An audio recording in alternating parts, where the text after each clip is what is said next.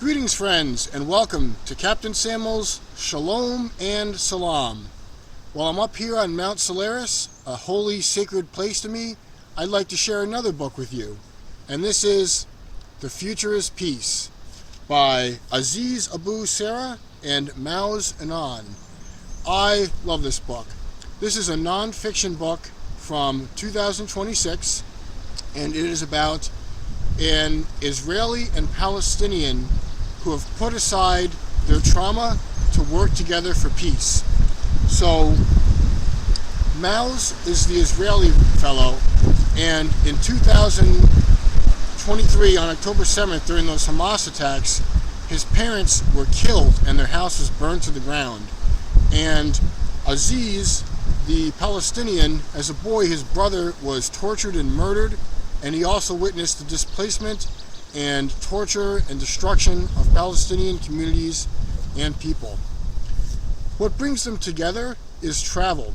So one of them has run a number of inns and hostels and likes to hike. The other is a tour guide. And the two believe that through traveling and dialogue, people can get a better sense of one another's stories. So they actually host these special tours where you can travel through the Holy Land in the Middle East and get the Palestinian perspective and the Israeli perspective.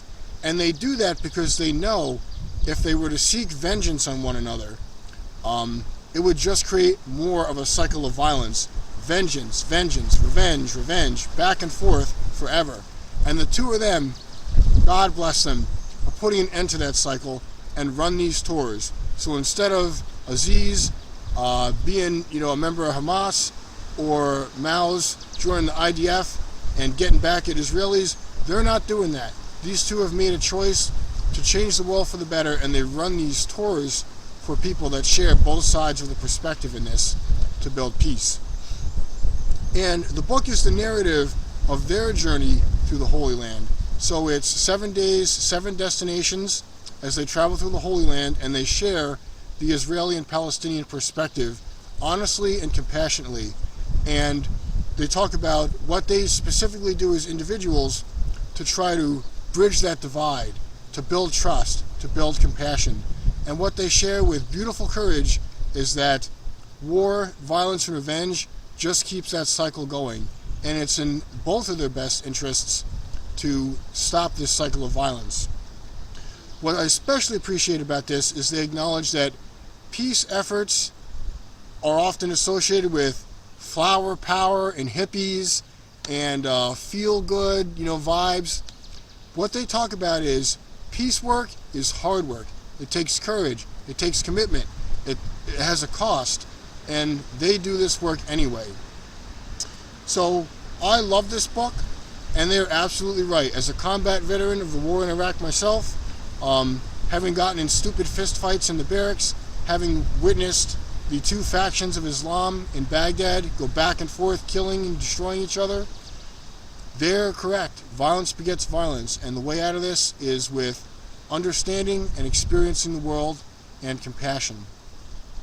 In terms of any kind of critiques for the book, I will say that in reading the book, it wasn't always clear to me which person was sharing their narrative. Sometimes I got a little confused about which section was which. And also, up until the end, I was confused about which one was the Palestinian and which one was the Israeli.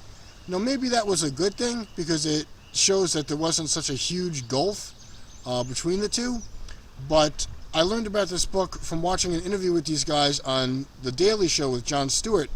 And I bought the book. And then before I did this video, I went back and I watched the video because I wanted to learn how to pronounce Maoz's name. And Jon Stewart addresses what I thought was Aziz as Maoz, and I was like, wait a minute, that one's Maoz? So it would have been nice to be a little clear about which one was which, because in the book, there's no picture of just one of them that says this is Maoz and this is Aziz. They're always together, which is a beautiful thing, but it was also a little bit confusing. But, I was able to straighten that out. I love this book. This is the kind of book that the world needs today. Desperately, desperately. I loved The Future of Peace, and I'm so glad that they wrote this. Hope you're doing well. Thanks for watching.